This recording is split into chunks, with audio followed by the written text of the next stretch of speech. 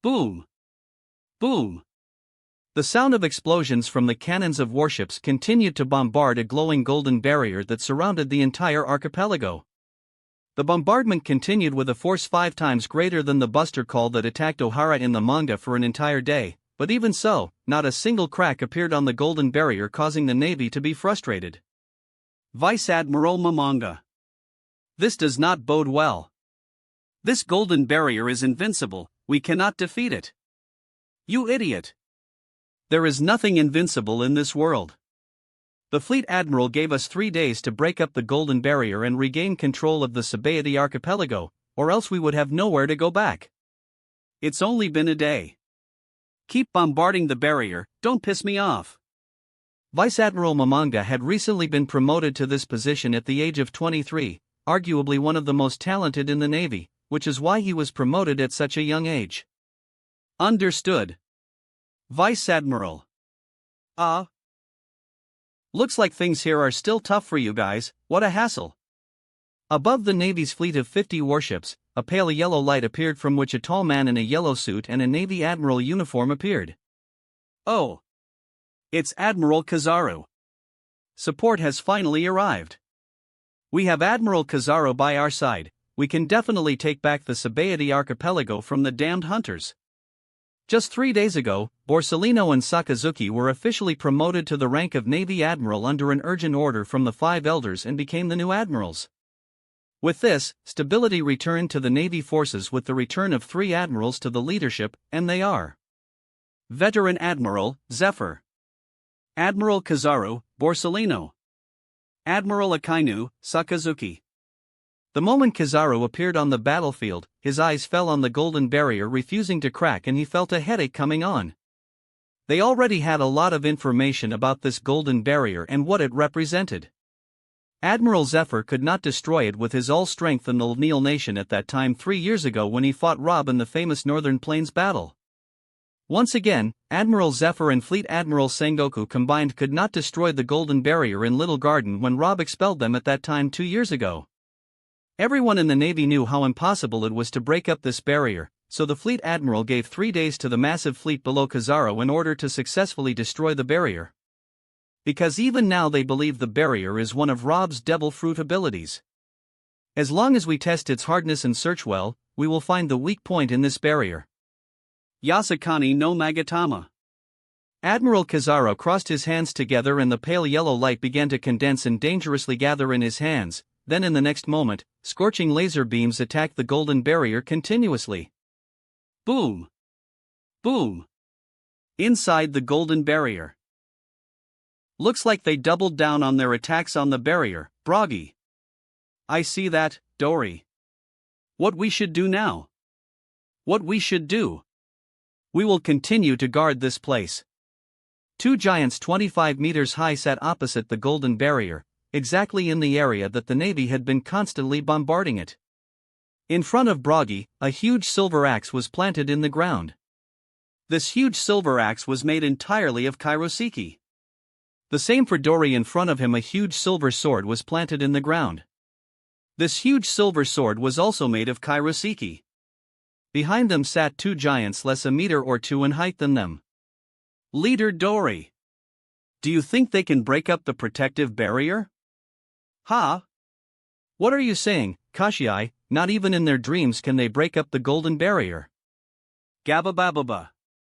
Dory is right, this barrier is invincible, not even famous Elbaf's pride attack can break up it, let alone the cannon's attack and some explosive devil fruits abilities. Yeah, even if all the Navy forces gather here and attack up the barrier for another 100 years they couldn't be able to break up it, Dory added. This barrier is simply unbreakable. It's just like those hard manga books. The surrounding hunters couldn't believe it despite hearing it from 2 great numbers. Because that means they won this war already in its beginning. Isn't their mission only to protect the Sabaody archipelago from returning to the hands of the government and the Navy? Then, if what the 6th and 7th legendary hunters had said was true, they didn't have to be here. Oh, don't worry, since the boss appointed you here means that you have a specific role. After all, the golden barrier will not protect this island forever except in cases of extreme necessity like this. Our mission is to make sure no government mob sneaks in and screws things up. Oh? The art store screen is back. Broggy paused when he was surprised by the appearance of the store screen. Demon Slayer, Episode 5. Behind the barrier, Kizaru's expression trembled when he saw the start of his favorite show. He fell into a dilemma. Does he continue the attack to destroy this stupid barrier or take a warrior's break to watch Demon Slayer? Oh damn it. That's frustrating. He was even more frustrated when he saw the damn giants and the rest of the hunters turning around to watch the anime instead of watching them. As if they weren't present behind the barrier at all. Bastards!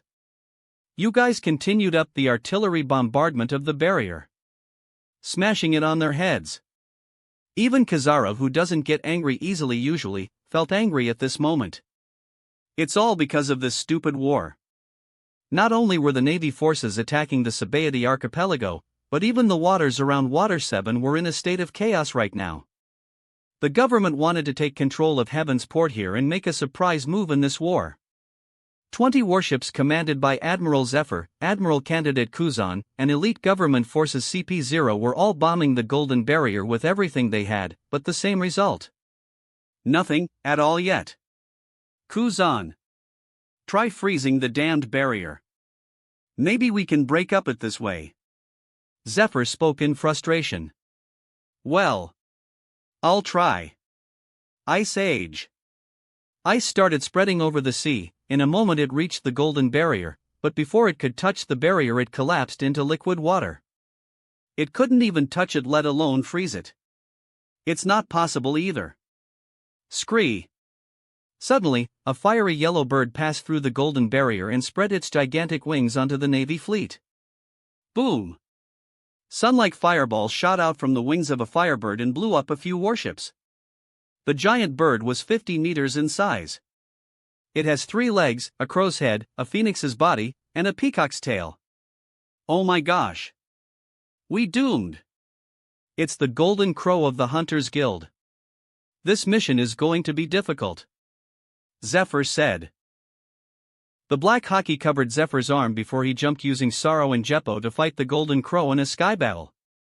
Chapter 336, Demon Slayer's Tragic Battles. Demon Slayer Events. Even after Tanjiro beheaded the demon Yahaba, the demon didn't die easily and Tanjiro had to suffer a lot of deadly attacks that kept pushing him in all directions. Damn! Curse you! Curse you! Curse you! All I had to do was bring back your head, and I would have won his approval. I'll never forgive you. I'll never ever forgive you. ×3. Shoving my face into this vile dirt. You're going down with me. The sight of Yahaba's talking head was extremely terrifying, as his head was separated from his body and one of his eyes popped out of its sockets completely in an extremely bloody scene. But even so, he locked his eyes on his both palms on Tanjiro's body and red arrows pierced his body from all directions. This was Yahaba's ability. Oh no! He's gonna get me. In an instant, Tanjiro was pulled toward a nearby wall with an enormous pulling force. I'm getting pulled by a force stronger than the arrows he's hitting me with. I gotta unleash move after move and go on the defensive, or my body's going to get smashed. Fourth form, Striking Tide. After surviving the first arrow, another arrow appeared and pulled it up this time. The pressure is bearing down on my body, and I can't swing my sword. Unleash a move. Not here. Don't let yourself get beat. Second form, Water Wheel. In this way, Tanjiro resisted and defended against all the arrows that kept pulling him in all directions until the demon's head turned to ashes and eventually disappeared. Tanjiro fell to the ground breathing hard after an exhausting battle. Nazuko. Tamayo-san. Yashiro-san. I've got a broken rib and leg. And no good. I'm too exhausted to grip my sword. I gotta get over there. There's still one more demon. Using Zoro-style, Tanjiro bit the sword handle between his teeth and began to crawl. I'll be there soon. So be safe, alright? Please. Be safe.